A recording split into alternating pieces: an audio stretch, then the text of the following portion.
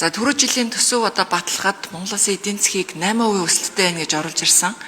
Дотоодын нийт бүтээгдэхүүн 93 их 83 сая тонн нүрсийг $105 бид нар экспортлно гэдэг ингээд төлөвлөж ирсэн.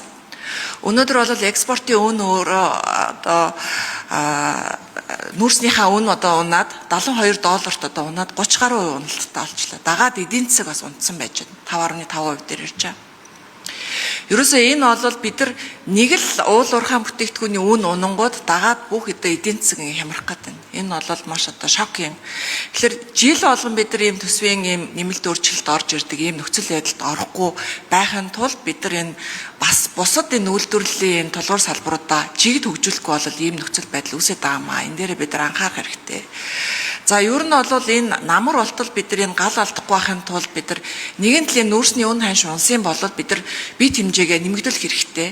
Энэ дээр одоо манай бусад яамдууд яаж ажиллаж байна? Жишээлбэл одоо зам тээврийн яам, за энэ гадаад харилцааны, за тэгээд боомтууд энэ бүх салбарууд бүгдээрээ бид нар энэ бүтээгдэхүүнийхээ хэмжээг нэмэгдүүлэх тал дээр ажиллах хэрэгтэй. Тэгжиж бид нар энэ он гартал одоо бас энэ төсвийг таслахгүй авч явах тал дээр одоо манай яамдууд ямар бодолтой байна? Хоёрдугаарт нь миний одоо хэлэх нэг санаа бол инфляц 6% бид нар төлөвлөсөн байсан. Тэгтэл энэ одоо 9.9% гээд бараг 10 хүрлээ ш. Жил болгон бид нар хідэн парламент дамнаад ерөөсөө мөнгөний хатуу бодлого бариад идэг инфляц буурахгүй. Ерөөсөө инфляцийг өртөөд байгаа гол ерөөсөө эзэн болол өнөөдөр төрийн өмчийн компаниуд. Энэ төсвийн маш том үрлэгэн зардал энэ өөрөө инфляцийг өөрөө өрдөд байгаа байхгүй. Тэгэхээр бид нар энэ төрийн өмчийн энэ 123 энэ аж ахуй нэгжүүд дээр жилдээ 16 их найд төгрөг ороод гардаг. Энэ их хэмжээний мөнгө чинь эдийн засгт орж гарахтаа ерөөсөө бүх юмны үн ханшийг өсгөөд инфляцийг өртөөд гарчиж байгаа.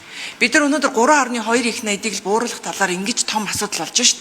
Тэгэхэд тэнд 16 их найд төгрөг байгаа.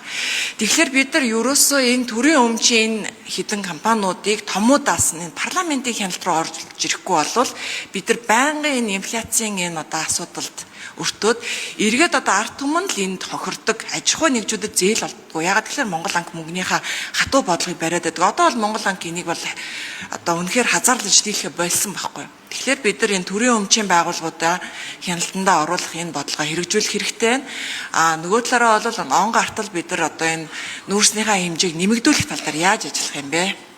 За баярлалаа. За эдийн засгийн хөгжлийн яам, төрийн нарийн бичгийн дарга Батхөө 4-р энэ дэр.